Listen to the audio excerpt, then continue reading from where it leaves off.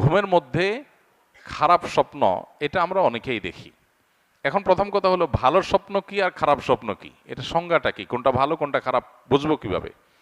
উত্তর হলো, কিছু স্বপ্ন আছে যে স্বপ্নগুলো দেখার পর আমাদের মন প্রফুল্ল হয়ে যায়, মন প্রশান্ত হয়, ভালো লাগা কাজ করে, এগুলোকে আমরা ভালো স্বপ্ন ধরতে পারি।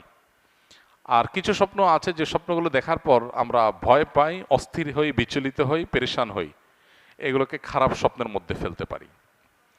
এবার আসা যাক এই ভালো স্বপ্ন এবং খারাপ স্বপ্নের মধ্যে আমরা কোনটা হলে কি করব। উত্তর হলো, স্বপ্নের ব্যাপারে যদি আমি ভালো কিছু দেখে থাকি তাহলে সেটা গণহারে সাধারণত বলে বেড়ানো উচিত না।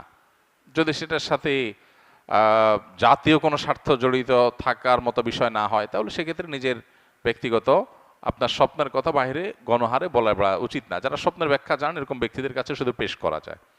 দ্বিতীয়ত হলো, খারাপ স্বপ্ন যেটা পর আমি বিচলিত হয়েছি এটা দেখার পরে প্রথমত যদি এমন হয় যে যে স্বপ্ন দেখেছি এটা দেখার পর আমার পেরেশানি লাগছে, আমি চিন্তাগ্রস্ত হয়ে যাচ্ছি, পেরেশান হয়ে যাচ্ছি, তাহলে এটা কখনো কখনো শয়তানের তরফ থেকে হয় মানুষকে পেরেশান করার জন্য। অহেতুক পেরেশানি, পরীক্ষা দিচ্ছি, দৌড়ে যাচ্ছি, বাস ছুটে যাচ্ছে, ছুটে যাচ্ছে, এগুলো বেশিরভাগ শয়তানের তরফ থেকে মানুষকে হয়রানি করার জন্য, কষ্ট দেওয়ার জন্য। এগুলো থেকে আত্মরক্ষার উপায় কি? সকাল সন্ধ্যার আমল নিয়মিত করা। ঘুমের সময় অনেকগুলো মাসনুন আমল আছে যেটা আমরা জানি না। ঘুমের সময় যত মাসনুন আমল আছে এগুলো যদি সবগুলো কেউ করতে যায় মিনিমাম তার 30 থেকে 40 মিনিট সময় লাগবে মিনিমাম। সে সবগুলো আমল করতে চাইলে এই পরিমাণ কোরআনে বড় বড় সূরা তেলাওয়াত করার কথা আছে, অনেকগুলো আমল আছে, সেগুলো করে যদি শোন, অজুর সাথে শোন, ইনশাআল্লাহ তাআলা হেফাজত করবেন। কোনো কোনো সময় শারীরিক দুর্বলতার কারণে মানুষ এই সমস্ত স্বপ্ন দেখে, সেক্ষেত্রে সেই দিকটার প্রতি বিশেষ খেয়াল রাখতে হবে, দুর্বলতা যেন না থাকে। আর কিছু কিছু স্বপ্ন আছে যেগুলো মিনিংফুল, বোঝা যায় যে এটা আমাকে বিশেষ কিছু ইন্ডিকেট করা হচ্ছে, তো সেগুলো কখনো কখনো দেখতে বা আপাত দৃষ্টিতে খারাপ স্বপ্ন মনে হলেও সেটা আসলে ব্যাখ্যায় ভালো হয়। সেটা স্বপ্নের ব্যাখ্যা বিশেষজ্ঞ যারা আছেন, এক্সপার্ট, তারা বলতে পারেন। স্বপ্নে মৃত্যু দেখলেই যে মৃত্যু হয় নট নেসেসারি, এরকম সবসময় না। কোনো কোনো ক্ষেত্রে এরকমও হয়েছে, এক ব্যক্তি আমাদের পরিচিত খুব, তিনি মৃত্যুর কিছুদিন আগে তিনি স্বপ্নে দেখলেন তার মৃত একজন চাচা, তাকে স্বপ্নে দেখলেন তিনি হাঁটছেন আর ইনি পিছনে পিছনে হাঁটছেন। তো পেছনে পেছনে হাঁটছেন, এটা দেখার পর তিনি খুব বিচলিত হয়ে গেলেন, বললেন যে স্বপ্নটা আমার কাছে খুব মিনিংফুল মনে হচ্ছে, যে আমার মৃত চাচা তাকে দেখলাম তিনি হাঁটছেন, কোনো কথাবার্তা নাই, এবং আমি পিছনে পিছনে যাচ্ছি, যেতে যেতে একটা সময় তিনি হারায় গেলেন, তাকে আর দেখলাম না, আমিও হারায় গেলাম। এর কিছুদিন পর দেখা গেল ওই লোকটা মারা গেছে, যিনি স্বপ্নটার কথা বলেছেন আমার কাছে, ওই লোকটা মারা গেছেন। তখন ওনার মৃত্যুর পরে বুঝে আসছে যে তিনি যে স্বপ্নটা দেখেছেন তার ব্যাখ্যা আসলে কি ছিল। তো এইভাবে অনেক স্বপ্ন আছে যে স্বপ্নগুলো মানুষকে অনেক কিছু ইন্ডিকেট করে। নবী করিম সাল্লাল্লাহু আলাইহি সাল্লাম বলেছেন নবুয়াত বন্ধ হয়ে গেছে, কিন্তু ইমানদারদের মুবাশশিরাত, স্বপ্নের মাধ্যমে তাদেরকে বিভিন্ন বিষয় ইঙ্গিত করা, বিশেষ করে ভালো স্বপ্ন দেখার মাধ্যমে ভালো কিছু ইঙ্গিত করা, এটা কিয়ামত পর্যন্ত থাকবে এবং এটা নবুয়াতের একটা অংশ। বিদায় স্বপ্নকে একেবারে উড়াই দেওয়ার মতো বিষয় না। তবে হ্যাঁ, স্বপ্নের কিছু কিছু আছে যেগুলো শয়তান দেখা, যেগুলো পেরেশানির কারণে, শারীরিক দুর্বলতার কারণে হয়, সেটা আছে। বাট স্বপ্নের গুরুত্বপূর্ণ একটা পার্ট আছে বেশ মিনিংফুল। আমরা আমাদের জীবনে অনেক স্বপ্ন দেখেছি যেটার ব্যাখ্যা পরে আমাদের বুঝে আসছে যে হ্যাঁ, এটা তো মূলত এই জিনিসটা। তো এই জন্য স্বপ্ন নিয়ে আমাদের জানাশোনা বাড়ানো দরকার। দুর্ভাগ্যজনক বাস্তবতা হলো আমাদের সমাজে আজকাল স্বপ্নের ব্যাখ্যা বিশেষজ্ঞ মানুষ পাওয়া যায় না, হারায় গেছে একেবারে, এক্সপার্ট মানুষ সেরকম একটা নাই। আলেমদের মধ্যেও ওরকম আলেম পাওয়া যায় না সচরাচর যারা স্বপ্নের ব্যাখ্যা ভালো করে বুঝেন। এটা মুসলমানদের একটা বড় সম্পদ, এই জায়গাটা একটা বড় শূন্যতা তৈরি হয়ে গেছে। তো এটা নিয়ে কারোর মনোযোগ থাকলে সেটা খুবই প্রশংসার বিষয়, স্বপ্নের ব্যাখ্যা বিষয়। তবে সেটা অবশ্যই বেশ পাণ্ডিত্যের ব্যাপার এবং জানাশোনার মতো বিষয় করতে হবে, জানাশোনা সেভাবে করতে হবে। তবে মৃত্যু দেখলেই যে মৃত্যু হয়ে যায় স্বাভাবিক না, অনেক সময় উল্টাও হয়। এই জন্য স্বপ্নের ব্যাখ্যা যা দেখলাম তাই হবে এটা জরুরি না। আহলে সুন্নাত আল জামাত মুক্তির পথ কথাটি সম্পর্কে কিছু বলার অনুরোধ রইল।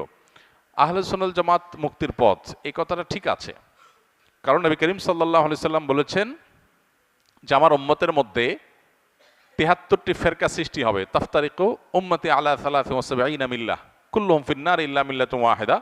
এই ৭৩টি ফেরকার সবগুলো জাহান্নামে যাবে, একটা বাদে। সে একটা যেটা জাহান্নামে যাবে না সেটা কোনটা? নবী সাল্লাল্লাহু আলাইহি সাল্লাম বলেছেন সেটা হলো মা আনা আলিহি ওয়া আসহাবি, আমি এবং আমার সাহাবীরা যে আদর্শের উপর থাকবে। আহলুস সুন্নাতি ওয়াল জামাআত মানে কি? আহলুস সুন্নাতি ওয়া জামাআতিস সাহাবা, অর্থাৎ সাহাবীদের মৌলিক এবং সমষ্টিগত সামষ্টিক যে আপনার দর্শন সেটাকে এবং নবী সাল্লাল্লাহু আলাইহি ওয়াসাল্লাম সুন্নাহকে অনুসরণকারী।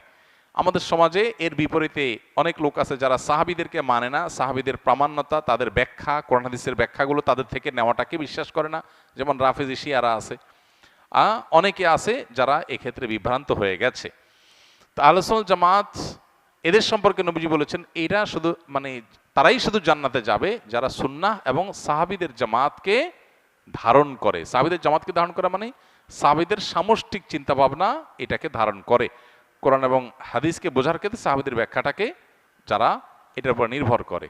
বরং সাহাবীদের কথাকে বাদ দিয়ে কেউ যদি নিজের মস্তিষ্ক প্রসূত ব্যাখ্যার উপর নির্ভর করে সে গোমরা হবে, সে পথহারা হয়ে যাবে। কারণ সাহাবীদেরকে রাসূল সাল্লাল্লাহু আলাইহি ওয়াসাল্লাম শিখাইছেন, তাদের থেকে আমাদের শেখার ট্রাই করতে হবে।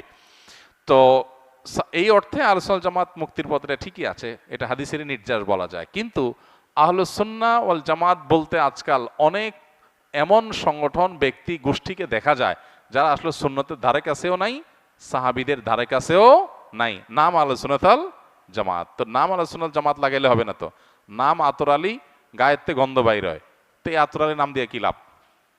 বুঝে আসছে কথা? তো এই জন্য আহলুস সুন্নাত জামাত নাম দিলে হবে না, সত্যি সুন্নাহ এবং জামাতে সাহাবার অনুসরণ এটা থাকতে হবে, তাহলে হাদিসের আলোকে তারাই মুক্তির পথে থাকবে বলে বোঝা যায়। বিদেশে ইসলামী বিষয় নিয়ে পড়াশোনা, চাকরির সম্ভাবনা নিয়ে বললে উপকার হতো। প্রশ্ন পুরো বোঝা গেল না। ইসলামী বিষয়তে পড়াশোনা করতে বিদেশে যেতে পারেন, কোনো অসুবিধা নেই। চাকরির সম্ভাবনা নিয়ে বললে এটা চাকরি যারা এক্সপার্ট তারা বলতে পারবে যে চাকরির সম্ভাবনা কোথায়, কোন কাজে কতটুকু আছে না আছে।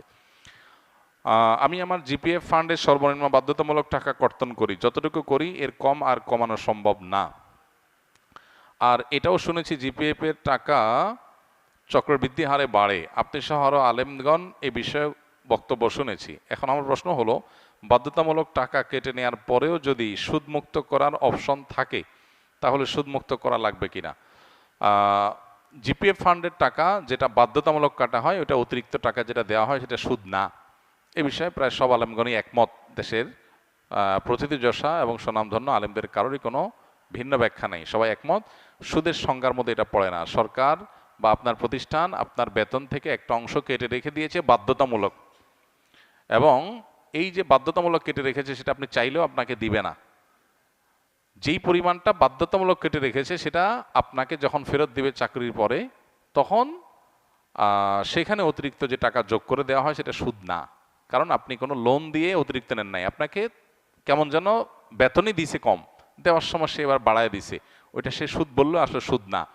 এখন সরকারি সাধারণত জিপিএফ ফান্ডে অপশন থাকে যে তুমি জিপিএফ ফান্ডের সুদ নিবা কি নিবা না, এটা অপশন থাকে চয়েস করার।